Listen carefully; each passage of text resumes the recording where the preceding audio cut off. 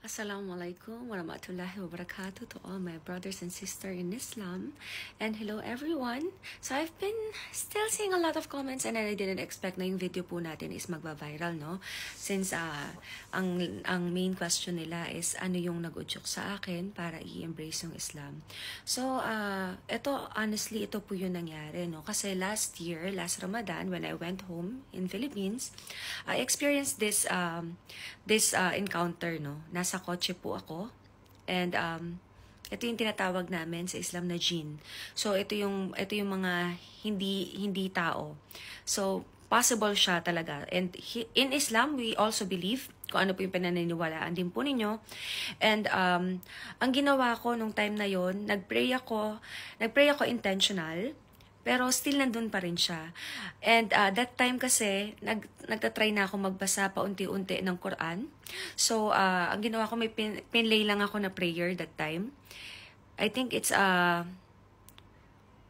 one of the surahs eh. I just forget, Surah Al-Baqarah, I think, that time. Pero kasi nung time na yon hindi ako sigurado pa. So, nag-play lang ako ng kahit ano na nandun sa application na gumagana. Kasi yung application, meron siyang mga dina-download na iba, na yung iba may bayad, parang naka-premium account ka, may mga ganun din, no, sa application na yon.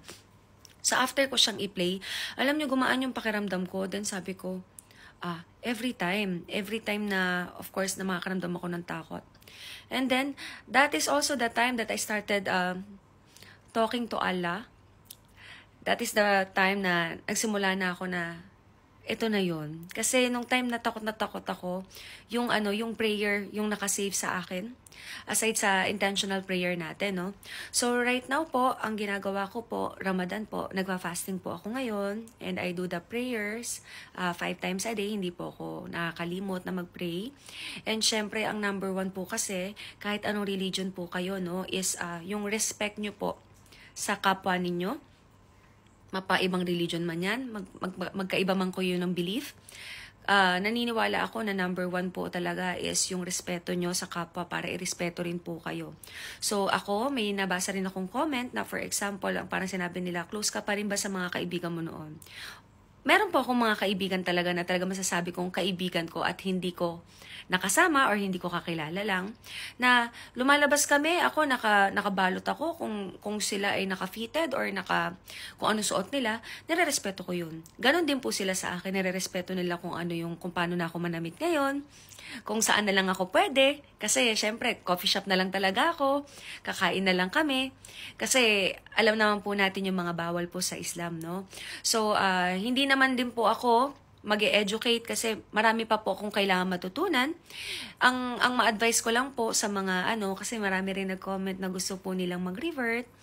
Ayan, inshallah, kung talagang 100% po sa puso nyo at sigurado kayo at naniniwala kayo kay Allah, ayan po, syempre, mas maganda po talagang 100% po kayo, buo sa puso nyo, galing po sa puso ninyo, no? So, kung kayo naman po ay hindi po naniniwala sa pinaniniwalaan namin, okay lang din po yun. Ang maganda lang siguro, wag na tayong mag-spread pa ng hate comments kasi isa po sa reason kung bakit ako nag-embrace ng Islam is because dito ko nakita yung peace, no? Naramdaman ko, I'm at peace at the same time, mahirap talaga ako magalit. So, hindi talaga ako ganong nagagalit, no? Kahit galit na ako, parang hindi naniniwala yung tao, even before. Pero ngayon, naramdaman ko yung patience ko, mas matagal. Even right now pero magkakaiba po tayo ng cases, ha? Even right now na nagpa-fasting po ako, hindi po ako nakakaramdam ng gutom. For example, kanina talaga yung nasa office ako from before 9 a.m. So, natulog ako ng around 6, medyo late na, no? Kasi nakatulog ako ng mas maaga. Natulog ako ng around 6 a.m. Gumising ako ng around 7:30. 1.5 hour lang pala yung tulog ko. Gumising ako 7:30. But the whole day, okay ako. Hanggang mag-break kami ng fast. Okay na okay po ako. So, dun sa ating sa fasting, no? Though bago pa lang naman din po ako, no? Pero ang na-feel ko kasi, hindi ka makakaramdam ng gutom. Hindi ka makakaramdam ng gutom, lalo na pag isinapuso mo at naiintindihan mo kung para saan at bakit ka nagpa-fasting. So, yun yung ilan sa mga masishare ko sa inyo kasi talagang, before iiyak ako, syempre kukwento mo yan sa mga trusted mong kaibigan. Minsan magpo-post ka pa sa Facebook na ganito yung nararamdaman mo. Na-realize ko hindi pala ganun dapat. So, ang ginagawa ko ngayon, kung iiyak man ako, iiyak ako sa saya, iiyak ako sa lungkot, sa prayer mat ko, ako umiiyak. Kay Allah ako umiiyak. Okay? So, ito pong video na to, para lang po masagot ko yung ibang mga questions nyo, no? Pero wala naman po akong gustong turuan, wala naman po akong gustong i-correct, kasi pare-pareho po tayo may kanya-kanyang opinion, may kanya-kanyang paniniwala, gaya po ng sinabi ko. And, meron ding mga nagko-comment na, paano yan?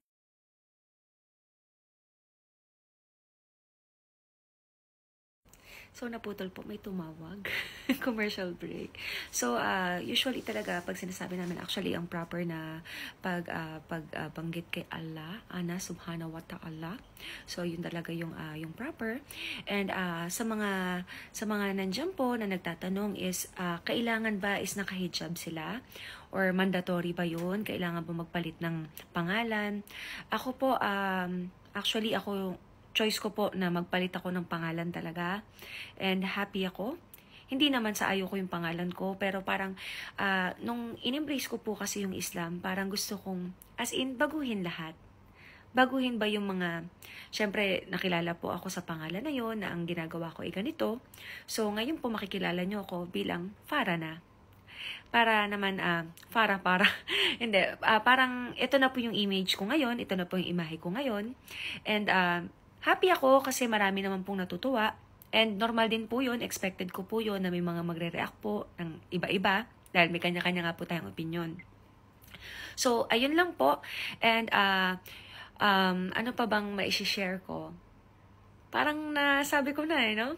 Number 1 na nagdala sa akin dito is yung peaceful life. And mas gusto ko yung mas simple yung buhay. Ayun, sorry. Ang nagtatanong is, yung merong mga of course Muslim na hindi po naghihijab. Meron po akong kakilala ha. Nag-revert po siya as in 13 to 14 years ago. Hindi po siya naghihijab. It doesn't make her na masamang tao. Okay? Kasi sa Islam po, ito pong religion na to, they are not forcing anyone to revert. They are not forcing anyone to quickly change what you do, quickly change what you wear. So, kung kailan nyo po naramdaman na ready na po kayo, dun po yun. And sa akin ngayon, honestly, happy ako. Happy ako pag ako ay nakahijab. Happy ako pag ako ay nakaabaya. Then, yung mga damit ko po ngayon, syempre mga loose. Ayun po yung tinatanong nila, kailangan ba is ganito? Opo, kasi isa po sa itinuro sa akin kasi nag-aral po ako ng basics sa Panar, hindi pa ako nakabalik ngayon dito po sa Qatar, is yung pananamit po dapat hindi po bumabakat ang ating aura or ang ating katawan, hindi po nakikita ng iba. So sa bahay, pwede kang magtanggal ng hijab as long as ang kasama mo lang ngayong yung immediate family. Pero ang ang sinasabi nga nila is hangga't maaari kung wala ka sa iyong kwarto, wag pa din magtanggal. Kasi meron pa rin, of course, may lalaki pa rin na sa bahay. Minsan may mga dumarating. So, pero, ayun po, inuulit ko po, ay nasa sa inyo po yun. Kung ready na po kayong mag-cover totally. So, ako po, kung makikita nyo, meron ako mga videos na nakanikab ako. Ang choice ko naman po doon, kaya ako naman po naisip yun, kasi gusto ko nga po ng peace. May time po kasi na lumalabas ako, nakikilala pa rin po ako. So, pag ako ay nakanikab sa labas, hindi na ako makikilala kasi mata na lang. Pero meron talagang magagaling na makikilala ka kahit mata na lang yung kita sa'yo, no? So, ayun, feeling ko na-share ko naman na lahat, no? Kung may tanong pa kayo ulit, sige, tatry ko pong sagutin ulit. So, ngayon kasi kakauwi ko lang sa bahay and malakas ng internet ko. So, ayun, mas magiging active na ako. Inshallah, I'll be active. But, medyo ngayon kasi, konti-konti lang kasi nga hindi rin ako masyado nagsa-social media unless kailangan po sa work. Kaya hindi rin ako masyadong ma-post lately. Puro job hiring lang. So, thank you po sa lahat ng nanood, sa ating of course mga sisters and brothers in Islam, and sa lahat po ng nanonood dyan. Ayan po. May God bless you. May Allah bless us all.